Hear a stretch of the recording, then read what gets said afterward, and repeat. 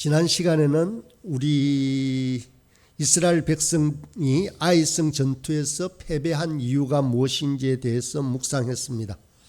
하나님은 아간 한 사람의 죄 때문에 이스라엘이 아이성에서 패배하도록 만드셨습니다.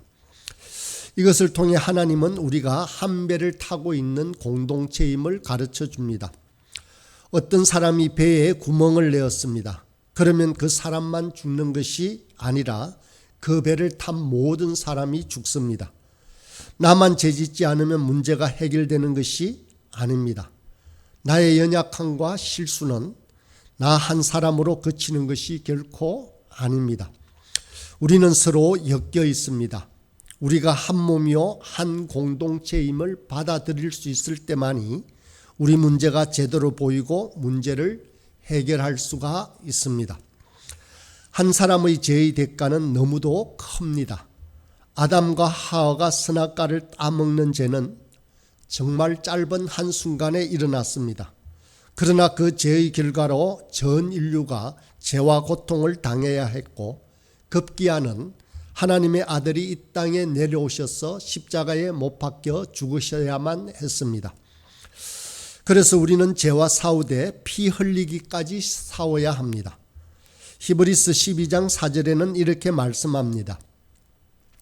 너희가 죄와 싸우되 아직 피 흘리기까지는 대항하지 아니하고 라고 합니다. 우리가 각오하고 죄와 싸우기로 결단하면 내 속에 계신 성령님께서 도와주십니다. 우리가 싸우기로만 결단한다면 이길 수 있습니다. 그러나 그런 결단이 우리에게 없음으로 말미암아 번번이 그 싸움에서 지고 맙니다. 어쩌면 우리 속에는 죄악을 즐기는 마음이 있는지도 모릅니다.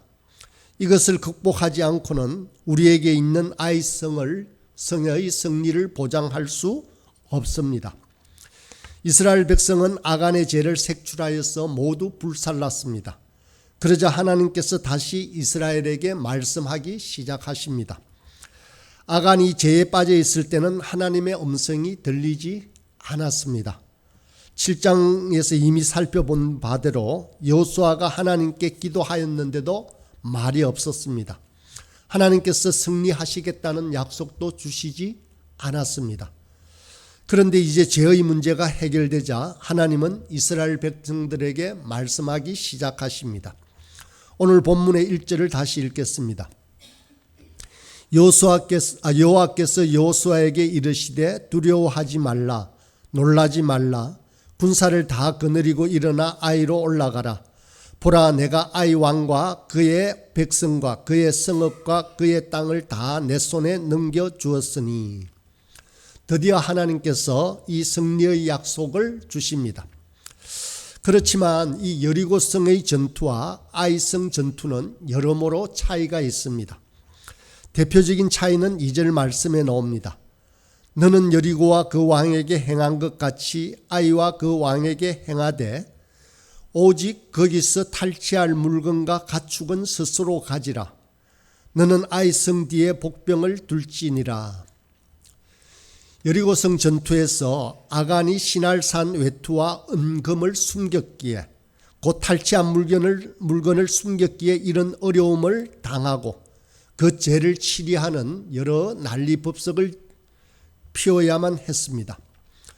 그런데 이제는 아이성 전투에서는 하나님께서 이렇게 말씀하십니다.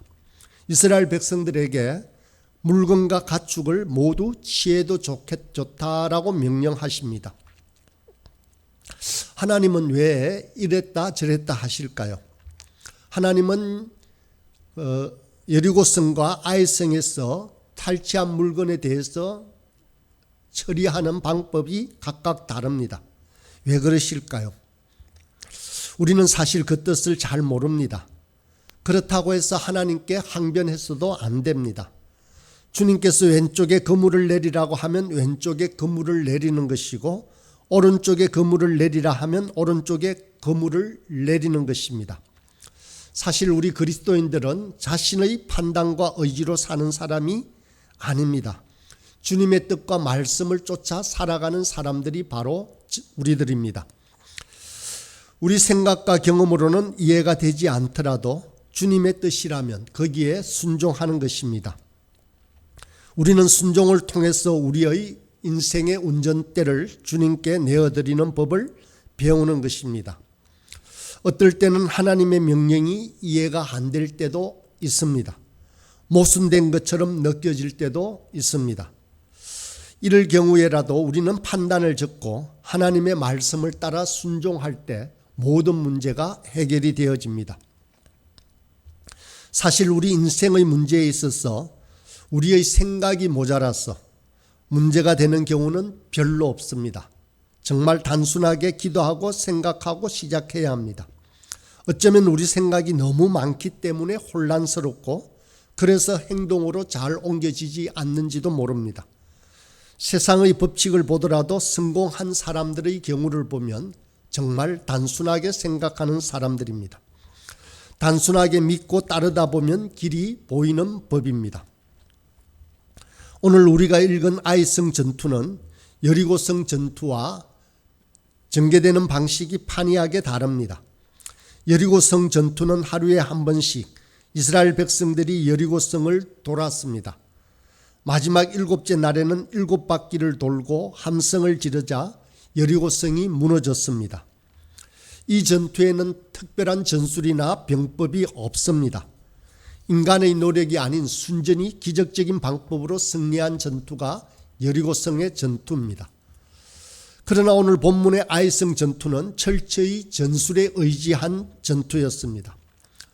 밤중에 여호수아가 3만 명을 숲속에 매복시켜 놓습니다. 다음날 아침에는 추가로 5천 명을 더 매복시켜 놓습니다. 그리고 아이성 군대와 전투를 벌여 거짓 패한 척하고 달아났습니다. 첫 전투에서 승리했던 아이성 백성들은 확실히 성기를 잡았다라고 생각하고 모든 백성이 성에서 나와 이스라엘을 추격합니다. 이때 매복되어 있던 이스라엘 군대가 성 안으로 들어가 성에 불을 태웁니다. 그리고 뒤쪽에서 쫓아오며 아이 군대를 칩니다. 또 달아나던 이스라엘 본진이 다시 돌아서서 아이 군대를 양쪽에서 협공합니다. 이 전투 결과 아이성 백성은 한 사람도 살아남지 못하고 이스라엘은 대성을 거둡니다. 철저하게 매복 작전이고 이스라엘 백성들이 전략적으로 전술적으로 주도한 전투였습니다. 그러나 중요한 것은 여리고성 전투나 아이성 전투를 계획하신 분은 바로 여호와 하나님이시라는 사실입니다.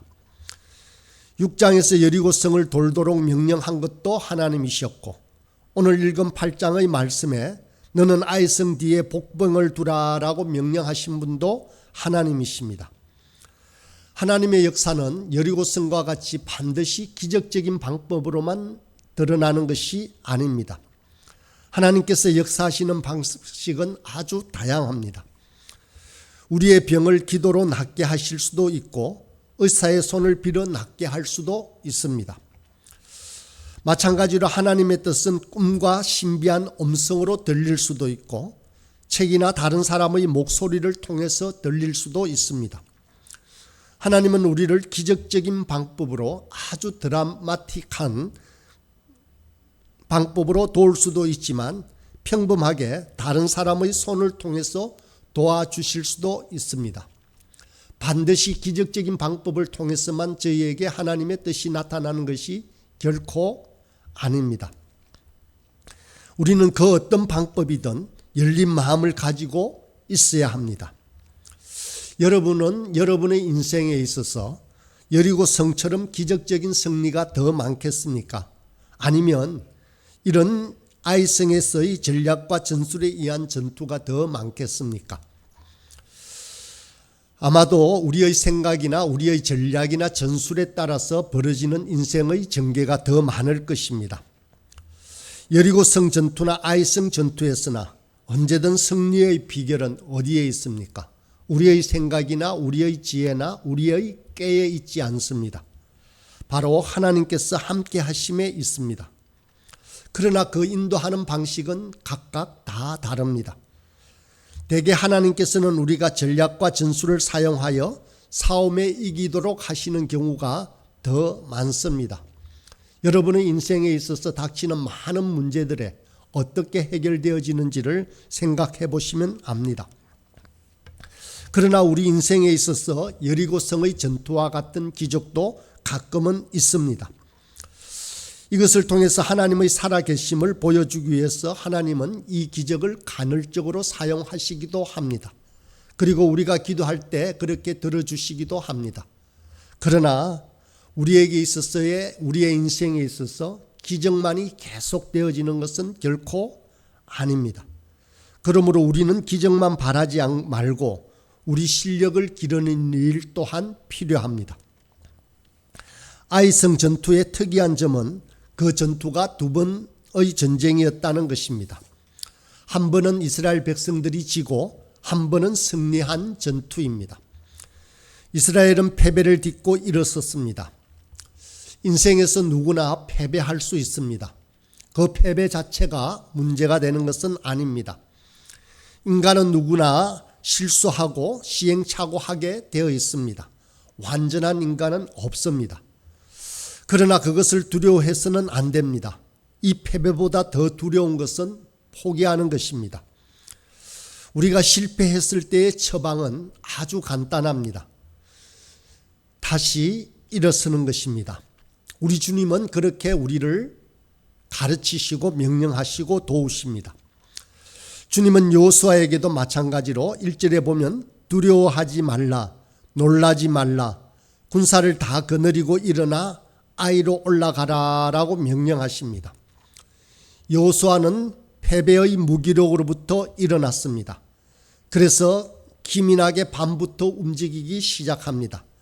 복병 3만 명을 미리 숨겨놓습니다. 10절에는 아침 일찍 일어나 이스라엘 백성들을 점호하고 아이성으로 향했습니다. 여호수아에게 이스라엘 백성에게 다시 시작이 된 것입니다. 전쟁이 시작되자 하나님은 18절을 말씀해 보면 이렇게 명령합니다. 내 손에 잡은 단창을 들어 아이를 가리키라 라고 명령합니다. 여호수아는 이 명령에 순종하여 단창을 들어 아이성을 가리킵니다. 여호수아가 단창을 들어 아이성을 가리키는 순간 이것이 신호가 되어 매복해 있던 복병들이 일제히 공격을 시작합니다. 단창을 든 여호수아의 손은 단순히 공격 신호만이 아니었습니다. 26절에 보면 아이 주민들을 진멸하여 바치기까지 여호수아가 단창을 잡아 든 손을 거두지 아니하였다라고 말씀은 전하고 있습니다. 전쟁 내내 여호수아는 이 단창을 들고 서 있었던 것입니다. 이렇게 단창을 들고 서 있었다라는 의미는 바로 기도를 의미합니다. 하루 종일 단창을 들고 서 있는 일은 보통 힘든 일이 아니었을 것입니다. 그러나 이 단창을 내려놓을 수 없습니다.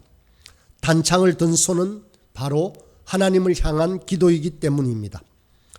하나님 앞에 기도의 손이 내려간 순간 우리는 그 싸움에서 지게 되어 있습니다.